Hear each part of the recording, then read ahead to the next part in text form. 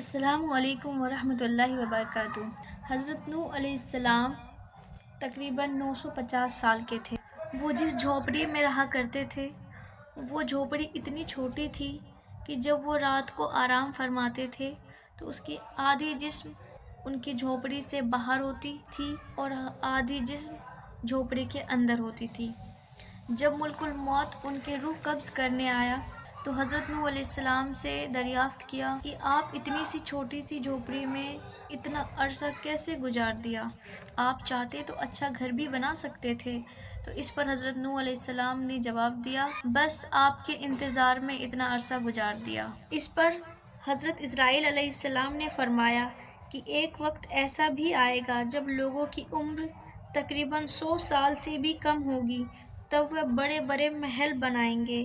اس پر نوح علیہ السلام نے فرمایا، اتنی مختصر سی زندگی ہوگی؟ اگر اس زمانے میں ہوتا تو میں اپنا سر سجدے سے ہی نہ اٹھاتا۔ اللہ اکبر۔